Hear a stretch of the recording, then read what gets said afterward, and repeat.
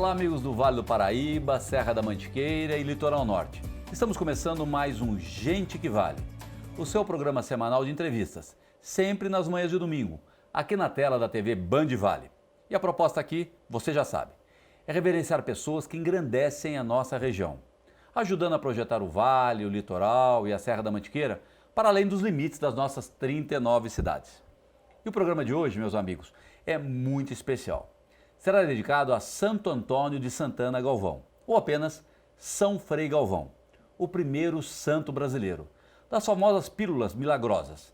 Nascido na querida Guaratinguetá, em 1739, ele foi um homem muito à frente do seu tempo. Dedicado à religião e à caridade desde muito cedo, também se tornou conhecido por suas habilidades como poeta, orador e, acima de tudo, como construtor. Para muitos teólogos, sua canonização é a prova de que os santos podem ser gente próximo da gente. De que santo de casa também faz milagre. Para falar pouco sobre essa belíssima história de fé e devoção, eu recebo hoje em nosso estúdio o Frei Diego Atalino de Melo, que é o reitor do santuário dedicado a Frei Galvão em Guará. Frei Diego, muito obrigado pela sua presença, para a gente ter aqui um papo sobre essa belíssima história de Frei Galvão. E eu queria começar um pouquinho falando sobre a família dele, as suas origens, né? Frei Galvão, ele na verdade veio de uma família rica, né? Seu pai era capitão-mor de Santo Antônio de Guaratinguetá, ou seja, que na época era o equivalente ao prefeito da cidade, a sua mãe filhas de fazendeiros, né? Descendente de um grande bandeirante, né? E ele aos 13 anos de idade vê a sua vocação e vai para a Bahia para justamente seguir a sua, como eu disse, a sua vocação. Conta um pouco para a gente como é que foi esse início dessa história. Obrigado, Eduardo, pela oportunidade de estar aqui partilhando um pouquinho desta grande figura aqui do nosso vale, o nosso querido Frei Galvão, né? Como você lembrou, Frei Galvão vem de uma família de destaque na sua época, filhos de pais muito religiosos. O seu pai português, a mãe aqui de Pindamonhangaba, uma família numerosa, 11 filhos, e que ali no seio do lar foi também passando os valores cristãos. Frei Galvão, com 13 anos, é enviado para estudar com os jesuítas na Bahia. Naquele tempo, o seu pai, que tinha posses e condições, sabia que o melhor centro de estudos e ensino da época, naquele momento, era exatamente com os jesuítas lá na Bahia. Por isso, Frei Galvão é enviado para lá.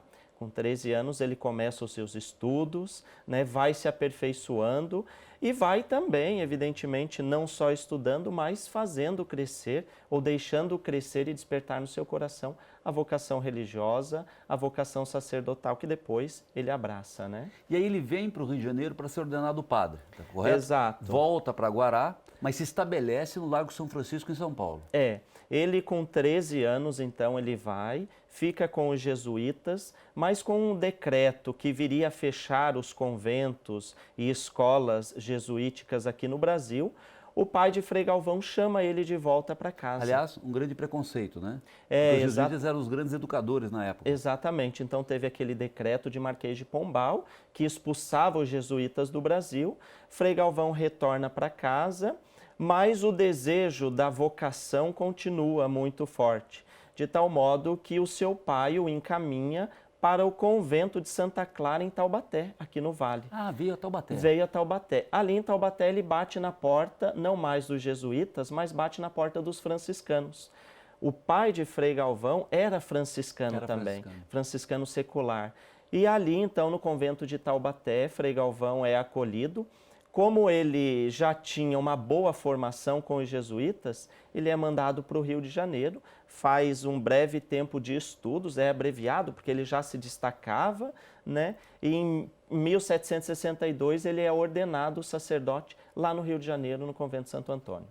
E aí ele vai a São Paulo e se estabelece em São Paulo. Lá em São Paulo. Naquele tempo, nós, os freis, tínhamos os estudos de filosofia em São Paulo, no convento São Francisco.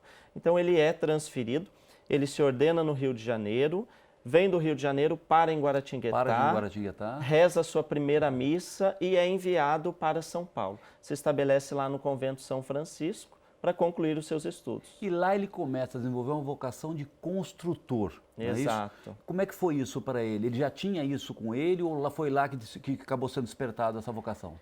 Frei Galvão, ele ficou praticamente 60 anos, quase toda a vida dele aconteceu em São Paulo, no convento São Francisco. E ali, antes de tudo, ele foi designado para uma tríplice missão.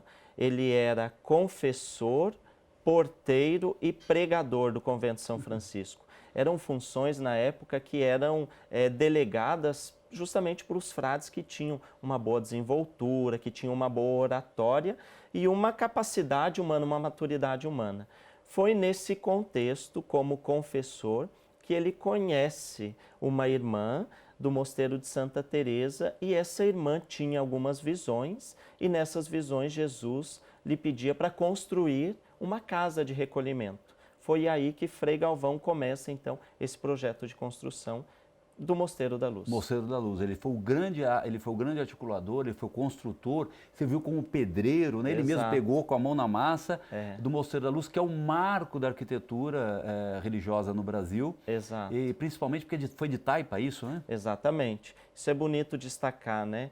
As mesmas mãos de Frei Galvão que consagravam, que abençoavam, que levantavam a Eucaristia, eram as mãos que pegavam na colher de pedreiro, pegavam no pesado, que desenharam. Ele com uma boa formação, ele desenhou, ajudou a projetar e pensar este mosteiro e que depois, de tanto esforço, se tornou esse grande referencial que é até hoje o Mosteiro da Luz. Ele tem 200 anos, é considerado um marco, né? E parece que é considerado uma das obras mais importantes do século XVIII.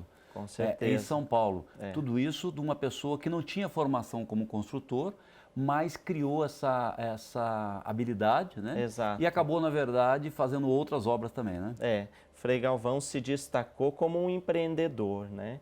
Ele sabia que era uma missão que estava sendo dada para ele e para a irmã que tinha esse desejo de construir este mosteiro, este convento, e por isso ele se dedicou, foi atrás de pessoas, de recursos, e de tal modo que efetivou, conseguiu realizar esse sonho. Isso é uma época que nós não formávamos grandes engenheiros, né? O Brasil não tinha essa formação. Então, podemos dizer, ele é dito como o primeiro grande engenheiro do Brasil. Principalmente que ele pegou o período pré-café, né? Início do crescimento da cidade de São Paulo. E ele, na verdade, foi um grande inovador, não é isso? Ele foi inovador, foi audacioso, porque naquele período existia uma proibição de abertura de novos conventos. Existia uma proibição, inclusive, de ingresso de pessoas nos mosteiros. E Frei Galvão, destemido, corajoso, certo de que estava cumprindo uma missão divina, um encargo divino, vai com toda a dedicação e constrói, junto, claro, com várias pessoas, constrói esse Mosteiro da Luz. A fase dele aqui nós vamos voltar daqui a pouquinho, no próximo certo. bloco.